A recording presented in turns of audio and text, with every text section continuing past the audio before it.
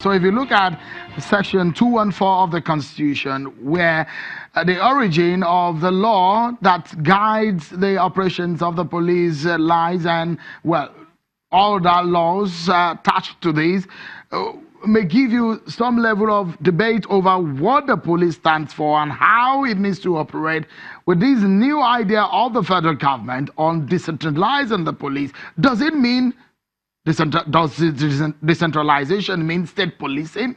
Or some people talk about community policing. But I know in the end, the only thing that is on the minds of a lot of Nigerians is how do we secure the country from wherever you may be, trying to make sense of every of these issues. Let's get back to the conversation. My partner tonight, a former DSS director, Mr. Mike Ejiofor, and a lawyer, Mr. Gt. Ogunye. Both of them are making sense of this matter to us tonight. Thank you so much, gentlemen. I wanted to allow you land on that. Yeah. And you heard the position of the senior advocate there, Mr. Falano, saying that there is only one, there is a Nigerian police force, and for him, there seems to be the conflict between your position on whether or not the police is decentralized already. There is a Nigerian police force controlled by the federal government of Nigeria. There is the Nigerian army controlled by the federal government of Nigeria. It begs the question to suggest that because the governors, by law, by the constitution, are supposed to have a foothold in the Nigerian Police Council, therefore, it is their absence that is making the Nigerian police force to be dominated by the federal government. No, that's not the issue. In fact, the body is unwieldy. If you have the governors there, so what are they going to do? They want to overrule the president, who is the commander-in-chief of the armed forces, or they want to overrule the Inspector General of Police. So if they don't agree with the president, that the president should appoint the Inspector General of Police, or the president doesn't hearken to the advising, so there will be a stalemate. And so no Inspector General of Police will be. It is because that body is unwieldy. That's why. If the federal government wants to decentralize the police, the letters of this constitution, would it change? It will have to. That's the point I'm making. You cannot attempt a so-called decentralization that is genuine and productive and result-oriented without amending the law. The police force right now is a unitary force. There is no amount of decentralization that will make us gravitate towards the ideal, which is like in adherence to the schema of federalism.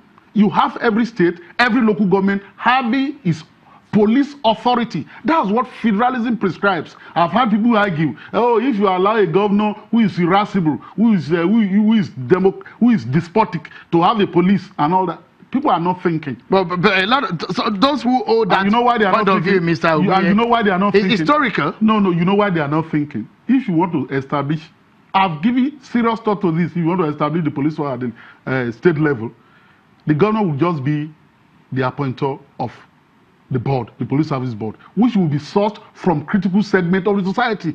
The interfaith community will have a stake in it. The academic community, labor, all of them will be on the board of that police service that will control the police force of that state. You've forgotten, or maybe make a reference to the state-controlled independent electoral commission and how local government elections go in this country. That's not so. What I'm saying is that if you have a police force, a police service commission, or a police service force at the level of the state, comprising all the critical stakeholders in that state, including traditional community, rulership community, all of them constituting that body and controlling the police, the overarching power that people assume the governor will have to say, go and kill somebody, this is my opponent, will not be there. In any case, the federal police force will be there to checkmate that possibility. And secondly, the rule of law will be there, so that if anything happens, you go to the court to challenge the excesses of. So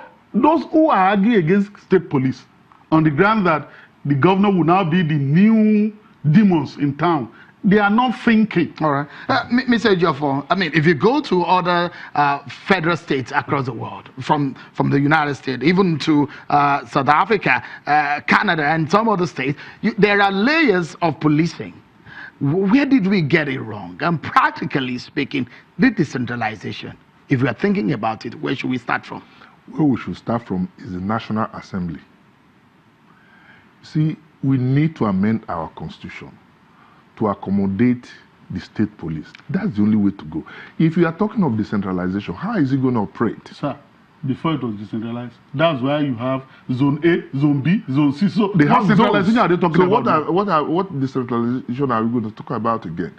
And added to that, those who argue, like Mr. Ogunye said, that the governors are going to abuse the state police. There are laws guiding these institutions. And let me ask one question. The federal police, as it is now, are they not abusing the rights of the people?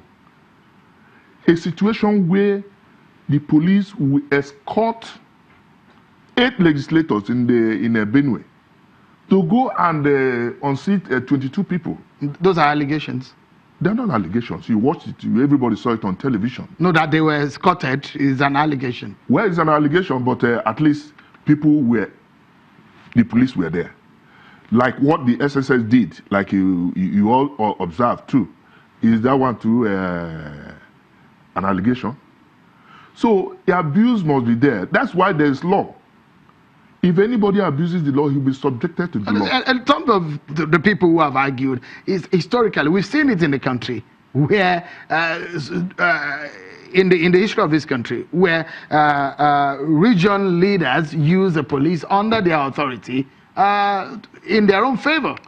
So are we now saying we should not move forward? No. Look at the global index of police rating. Nigeria is the last out of 480 countries. You can go and Google it. 180, Nigeria is last in terms of process, procedure, and operations. And Nigeria police.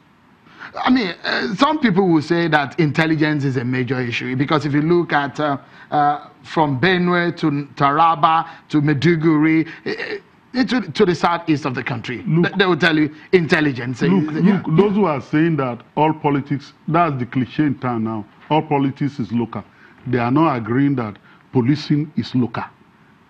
Policing is local. Exactly. It is local. People in the community will have to know. Do you know how it's done elsewhere?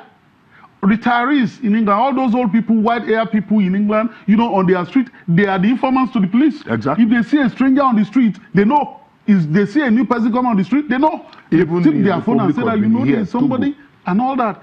Our police force is disconnected from the people. And to make it worse, they pounce on the people. They see the people as victims. Do you know? And you can go investigate that now it's common in the police formations all over the country for policemen to be making what they call daily contributions. Ajo. So the idea of policemen making daily contributions, do you know what it means? That you are making money on a daily basis. And it's not possible for a police officer to make money on a daily basis. You don't get that. And again, how is this decentralization going to affect us? We have less than 400,000 policemen in Nigeria. Over 150,000 according to police sources. The chairman of the police service commission are deployed for protection. Sentry and guide operations. We need to go now. I must really thank you, my partner tonight on the program. We both, all of us agree now that the federal government probably are taking the right step, and we hope to see how this pans out. Taking the right step. No. I hope the right step in the wrong direction. In the wrong direction. Yes. Interesting. Mr. Mike Ejiofor, former director of the DSS, Mr. Gt. Ogunye, a lawyer, both of them weighing on this matter. Thank you so much, gentlemen, for your time on the program. Thank you. Yeah. That's our show for tonight, everyone. Many thanks for being part of it. It's been interesting. I'm Shuha Kimbale.